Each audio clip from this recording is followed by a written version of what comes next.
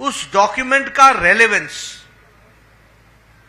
कांग्रेस ने और कांग्रेस की संस्कृति ने लंबे समय में उसकी इस रेलेवेंस को समाप्त कर दिया।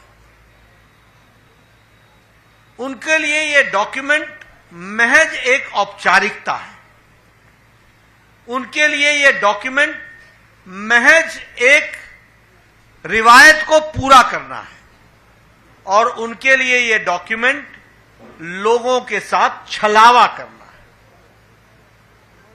अब मैं अगर इसकी चर्चा करूं तो मैं सबसे पहले तो यह बताना चाहूंगा कि आप हरियाणा की एक को ही याद कर लीजिए। 10 साल पहले हरियाणा की छवि क्या थी? 10 साल पहले हरियाणा की छवि पर्ची और खर्ची पर नौकरी लगने वाली स्थिति थी। मैं ठीक बोल रहा हूं कि गलत बोल रहा हूं?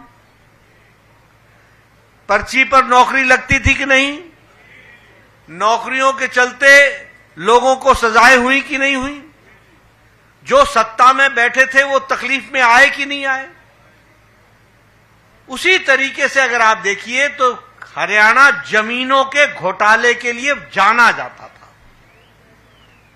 तो अगर हम उन पार्टियों की चर्चा करें तो उनका मैनिफेस्टो, रियल मैनिफेस्टो तो ये था, जमीन का घोटाला, औने पौने दाम में जमीन को लेना और उससे मुनाफा कमाना, किसानों की जमीन को हड़पना और उसके लैंड यूज को बदलना।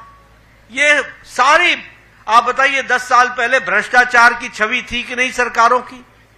हरियाणा की हर सरकार भ्रष्टाचारी कहलाती थी कि नहीं कहलाती थी? इसलिए आज जब हम संकल्प पत्र की बात करते हैं, जिसका मैं अभी विस्तृत विवरण रखूंगा ताकि आपके ध्यान में आए कि हमारे लिए मैनिफेस्टो या संकल्प पत्र यह कितना महत्वपूर्ण है।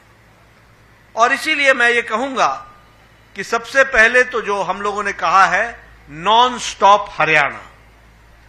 अब हम तो जो बैठे हैं मंच पर भी और नीचे भी हमारे साथी, हम तो हरियाणा की सेवा नॉन स्टॉप कर रहे हैं, लेकिन इसको नॉन स्टॉप रखने में बहुत बड़ी जिम्मेवारी आपको निभानी है और आपको संकल्प को पूरा करना है।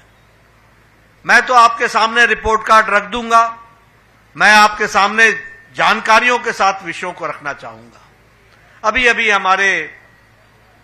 मैं इसलिए कहता हूं क्योंकि how do you assess the seriousness of the संकल्प पत्र? यह सीरियस डॉक्यूमेंट कैसे बनता है? यह सीरियस डॉक्यूमेंट इस बात